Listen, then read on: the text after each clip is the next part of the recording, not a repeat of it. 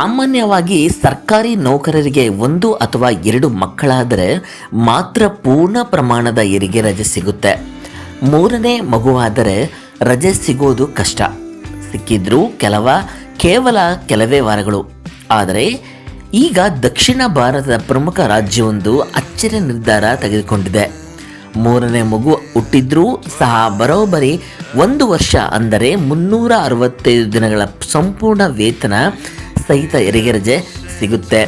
ಹೌದು, ಮಹಿಳಾ ಸರ್ಕಾರಿ ನೌಕರರಿಗೆ ತಮಿಳುನಾಡು ಸರ್ಕಾರ ಕೊಟ್ಟ ಬಂಪರ್ ಗಿಫ್ಟ್ ಇದು. ನಮಸ್ಕಾರ ಸ್ನೇಹಿತರೆ, ನಮ್ಮ ಚಾನಲ್ಗೆ ಸ್ವಾಗತ. ತಮಿಳುನಾಡು ಸರ್ಕಾರ ತನ್ನ ರಾಜ್ಯದ ಮಹಿಳಾ ಸರ್ಕಾರಿ ನೌಕರರಿಗೆ ಅತ್ಯಂತ ಸಂತೋಷ ಸುದ್ದಿ ನೀಡಿದೆ. ರಾಜ್ಯ ವಿಧಾನಸಭೆಯಲ್ಲಿ ಮಾನವ ಸಂಪನ್ಮೂಲ ನಿರ್ವಹಣಾ ಸಚಿವರಾದ ಡಿ. ಶರತ್ ಕುಮಾರ್ ಅವರು ಈ ಮಹತ್ವದ ಘೋಷಣೆಯನ್ನು ಮಾಡಿದ್ದಾರೆ.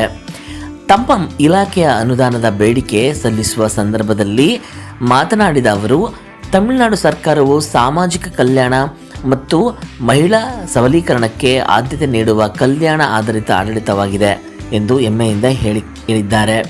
ಇದರ ಭಾಗವಾಗಿ ಮಹಿಳಾ ನೌಕರರಿಗೆ 3ನೇ ಮಗುವಿನ ಜನನದ ವೇಳೆಯೂ ಹೆರಿಗೆ ರಜೆಯನ್ನು ಬರೋಬ್ಬರಿ 365 ದಿನಗಳಿಗೆ ಹೆಚ್ಚಿಸಲಾಗುವುದು ಎಂದು ತಿಳಿಸಿದ್ದಾರೆ. ಈಗ ನಿಮಗೊಂದು ಪ್ರಶ್ನೆ ಬರಬಹುದು, ಇಷ್ಟು ದಿನ ಏನಾಯಿತು ಅಂತ. ಪ್ರಸ್ತುತ ಜಾರಿಯಲ್ಲಿದ್ದ ನಿಯಮದ ಪ್ರಕಾರ 2ಗಿಂತ ಕಡಿಮೆ ಮಕ್ಕಳಿರುವ ಮಹಿಳಾ ಸರ್ಕಾರಿ ಉದ್ಯೋಗಿಗಳಿಗೆ 1 ವರ್ಷ ಹೆರಿಗೆ ರಜೆ ಸಿಗುತ್ತಿತ್ತು. ಆದರೆ 3ನೇ ಮಗು ಆದಾಗ ಈ ರಜೆಯನ್ನು ಕೇವಲ 12 ವಾರಗಳಿಗೆ, ಅಂದರೆ ಸುಮಾರು 3 ತಿಂಗಳಿಗೆ ಸೀಮಿತಗೊಳಿಸಲಾಗಿತ್ತು. ಆದರೆ ಈಗ ತಮಿಳುನಾಡು ಸರ್ಕಾರ ಈ ತಾರತಮ್ಯವನ್ನು ತೆಗೆದುಹಾಕಿದೆ. 3ನೇ ಮಗುವಿನ ವೇಳೆಯೂ 12 ವಾರಗಳಿಂದ ನೇರವಾಗಿ 365 ದಿನಗಳಿಗೆ ರಜೆ ವಿಸ್ತರಿಸಿದೆ.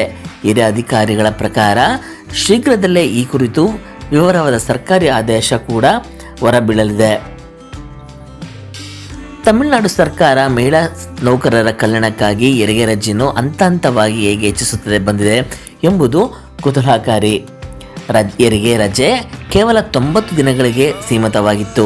ಆ ನಂತರ ಅದನ್ನು 6 ತಿಂಗಳಿಗೆ ಹೆಚ್ಚಿಸಲಾಗಿತ್ತು. 2016ರಲ್ಲಿ ಇದನ್ನು 9 ತಿಂಗಳಿಗೆ ಏರಿಸಲಾಯಿತು.